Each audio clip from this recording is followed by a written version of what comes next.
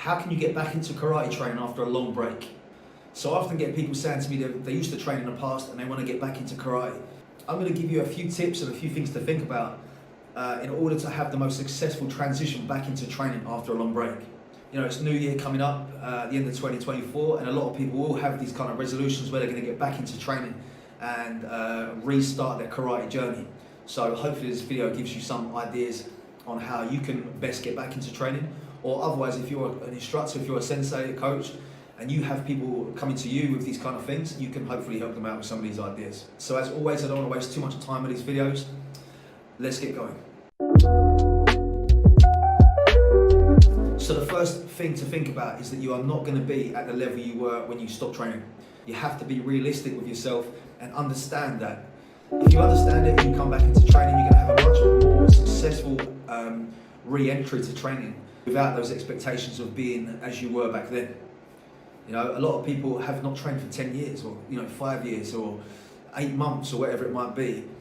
Having that period of time off is obviously going to be detrimental to your karate. However, that doesn't mean you cannot get back up to that level or even beyond the level you were at before, but it's going to take some time. So being realistic with your expectations of your own level coming back in is going to really help you out. You know, what happens is people come in expecting to be at that level and it sort of demoralizes them. They come in and they feel they can't kick as high anymore, they can't move as fast, they can't react as quickly, they don't remember techniques and stuff, you know, and then it kind of puts them off of continuing. So understand that you are not at that level you once were, and be honest with yourself about it. Come back in and build yourself back up to that point.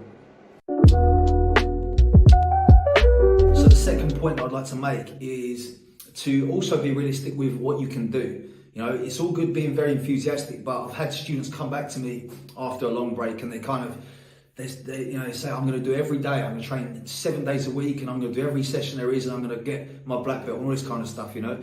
Be realistic, because you're going from a life where you have no karate or no training in it, and you're talking about going from 0 to 100 with no transitional period.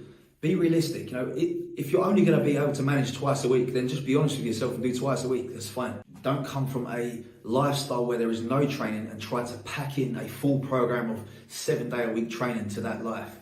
You know, you need to be able to fit in what you can. Build a habit over time. You know, try to fit in 2 sessions a week, 1 or 2 sessions a week. Gradually build it into your life so that you can maintain that habit over time. You know, it's very difficult to have a life of no training and then pack in a full-time training schedule with your current life concurrently, at the same time. So that's just going to lead to burnout, and it's going to lead to you, thinking that you have no time for karate because you can't do 7 days a week. Gradually build it into your life. Once that becomes habit, then you can add another one and kind of build from there. But don't get too enthusiastic too soon and think you're gonna, you're gonna progress much quicker by doing that anyway. It's not really the way it works. Time cannot be, you can't rush the time. It takes time to get good, basically. Obviously, training more often is going to get you better, but you need to do that properly. You can't just go from 0 to 100. So maybe a little bit contradictory to that last point, but try to get a little bit of work at home on certain things like mobility or some of your fundamentals. If we're talking karate, just going over some basic techniques, some stances and this kind of stuff, just to kind of remind yourself. And I'm not talking about doing hour-long sessions. I'm talking about doing 5 minutes here and there, just little bits and pieces to try to, refine and remind yourself of technique, but also to work on some of that mobility that probably has been lost over time. People often also worry about how they are not fit enough anymore to do it. And they say, I need to get fit before I come back. Well, this makes no sense really, because you get fit by doing the activity that you're trying to be fit for. You can be really good in a swimming pool doing lengths, and then you get on a bike and it's a completely different fitness. So just get back in, get back to karate, start the training, take your time, gradually build up the intensity of it and the frequency of it, and your fitness will come with that. You are fit for the purpose, so you're fit for whatever you are trying to do. It's no good going on a treadmill and running every day and thinking that's going to get you fit for karate, because it's not. It's going to be a different thing. Cardiovascularly, you're going to be a little bit, fitter in terms of overall kind of cardiovascular health and fitness, But for karate specifically, there are different things we need to do as well. There's a bit of muscular strength and endurance that's required. You know, some anaerobic type work that is also required. So, you know, just get back into karate and do that. One of the next ones I get often is people come to the dojo and they say they trained 10 years ago, you know, 5 years ago, somewhere else, did something different, and they want to maintain, they want to still come back at their same grade. You know, there is respect due that they've done the work in the past. However, it's important that people come in and, again, are realistic with themselves. Is it really right to put someone in as a black belt when they haven't trained for 10 years and other people will treat them as a current black belt? You know, so when it comes to sparring, they're going to consider them to be a black belt and able to train and spar and do the things that a black belt should be able to do. You know, come in, be modest with it and humble, where, you know, step down a little bit and then come back up to that.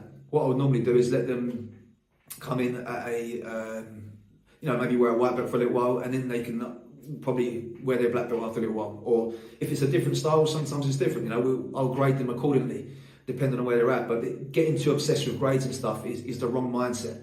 You know, if you've had a period of time off of karate, you consider yourself out of the grading system. You know, you're not in the grading system now because you've had too long off of karate. So come back into it and just treat it like, you know, you want to train because you want to train, not because you want to grade again. You know, that will come with time and something you should already know if you've done karate before. But, you know, just come back in, enjoy the process, gradually come back into it, worry about grades later. Final thing is that people often worry that they're going to be judged for coming back, you know, after a long time off. I don't care, you know, if people are training, they're training, and I'm happy for that. If someone has time off because of their life gets in the way or whatever, or they don't want to do it anymore for a little while, there's no problem. You know, I'm not going to hold that against anybody. If they want to have some time off and come back, absolutely fine. So in the right dojo, with the right instructor, right sensei or whatever, then, you know, they're not going to treat you any differently. If someone wants to learn karate and they want to train in my dojo, then by all means come along, there's no problem. Everyone that turns up to a dojo should be respected, because it's not an easy step, and I understand that and I appreciate that. It is not easy to get back into the dojo or to start in a dojo in the first place, you know, or to go to a different dojo and try something different. But, you know, just go in. As you'll know, if you've trained before, karate is a friendly environment. Get in and just get going. If you've got this far in the video, drop me a comment. Let people know your tips about getting back to training. Have you had a break? If you've had a break, how did you go about getting back into it? And if you are considering coming back, you know, put your concerns in the comments and I'll address them. I'll answer your questions. But just get back into it. Go through the dojo doors and get going again. You know, there's nothing to worry about. So if you've not subscribed already, please do so. Good luck in your training in 2025, and I'll see you in the next video.